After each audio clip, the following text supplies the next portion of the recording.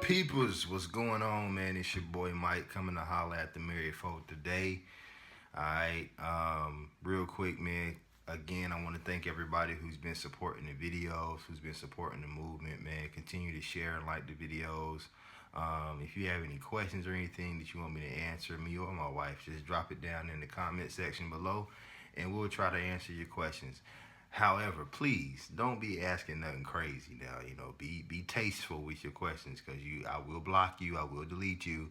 So just be tasteful with your questions, and we'll do our best to answer you with a timely response. All right. So real quick, I want to talk to y'all today, man, about finance, money, the green stuff, Fetty, right?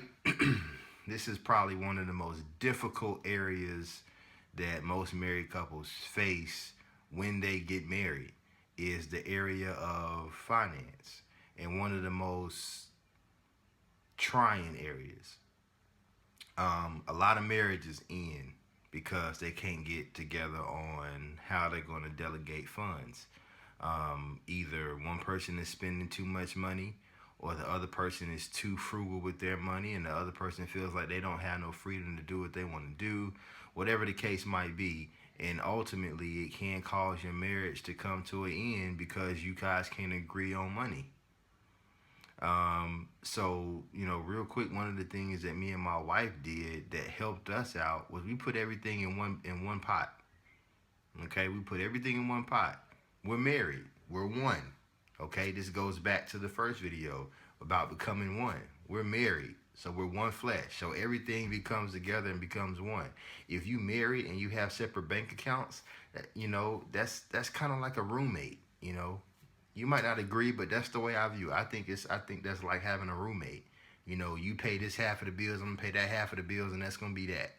Well, I mean, that's like a glorified roommate. We not roommates, we married. So we need to put all of this together, and we need to sit down together and come to a consensus on what we gonna do with all this money that we making. Okay? When it comes time to make major decisions in the house, me and my wife sit down and we have a conversation about that. What do you think about this? Like, do you think this is a good idea? Do you think I should do this? Do you think that we should do this? Do you think that we should wait on that? Do you think, like, everything we do in our financial life, we do it together because our finances are together. Our credit cards are in each other's names. So if a transaction happens, my wife can see that. You know what I mean? Like, I'm not hiding what I'm buying. She can see it. If she buys something, I can see it. So she has just as much access to accounts that I have as I have access to accounts that she has. So it's not separate. It's all together. And we make decisions together as a family about what we're going to do with that money, so that way we don't have to deal with having arguments about what you done bought or what you spent or what you did because you didn't say nothing. Okay, it's easier to talk about money when you talk about it together, and you can't be afraid to face the issues. Okay, when you get married, I'm telling you, you're going to have some financial trouble. It's inevitable. You can't avoid it. There's nothing you can do about it. It's going to hit your pocket. But you can't be afraid to talk about that. You can't be afraid to deal with that. And a lot of times we get ourselves in trouble because we're afraid to deal with whatever financial issue is facing our marriage. We don't want to deal with the fact that we both got terrible credit scores. We don't want to clean that up because we're afraid that you're going to look at me differently because I got a terrible credit score. Look, I ain't married you because of your credit score. Okay? So come together on that thing, because it's really going to help your financial life to grow. You can't grow something that you're not willing to address. Okay?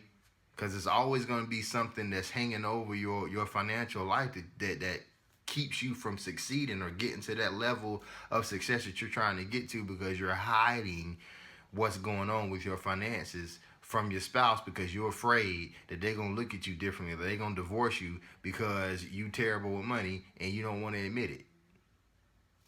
If you're bad with money, whoever's the best with money, let that person take the lead on it, but y'all still communicate about what's happening. Okay? So don't be afraid to address the financial issues that may be going on in your marriage. It's hard. These are hard discussions, but these are discussions that are going to keep you married.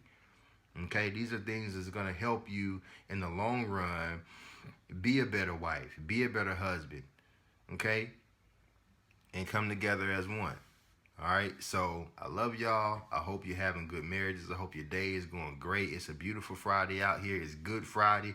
Get out there, man, have some fun, and talk about your finances. All right, and get that taken care of so that you can live the life that you want to live. All right, peace.